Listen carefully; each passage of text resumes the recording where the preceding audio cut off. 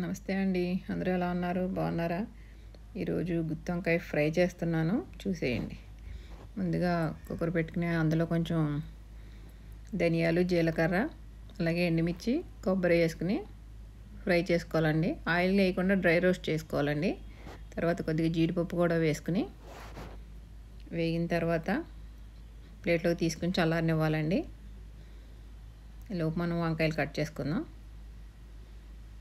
నేనైతే నల్ల వంకాయలు తీసుకున్నాను అండి. ఇవి చాలా బాగుంటాయి వంకాయ ఫ్రైకి ఏంటి, గుత్తి వంకాయకి ఏంటి.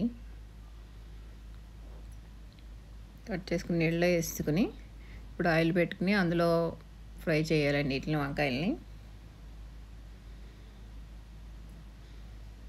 చూసారా, వేగిపోయినాయి. తీసేసి ఉన్నవి కూడా వేసేద్దాము.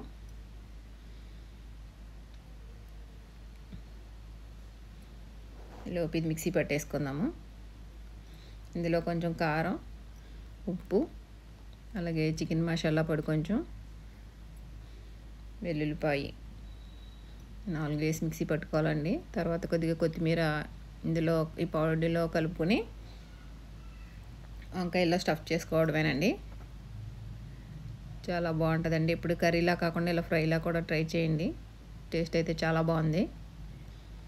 అన్నీ ఇలా స్టఫ్ చేసుకున్నాక మళ్ళీ ఆ మూకిట్లో వేసి కొద్దిగా వేగనిద్దాము. మసాలా అంతా వంకాయలకు బాగా పట్టేలాగా. ఇప్పుడు ఉన్న మిగతా పొడి కూడా వేసుకుని ఒక 2 నిమిషాలు వేగనిచ్చి కొత్తిమీర చల్లుకుంటే గుత్తి వంకాయ ఫ్రై రెడీ అయిపోయిందండి. ప్లేట్లో తీసుకుని సర్వ్ చేసేద్దాం. కర్రీలా కాకుండా ఇలాగ ఫ్రైలా కూడా చాలా బాగుందండి. ట్రై చేయండి ఒకసారి. వీడియో నచ్చితే లైక్ చేయండి, షేర్ చేయండి, సబ్స్క్రైబ్ కూడా చేసుకోండి.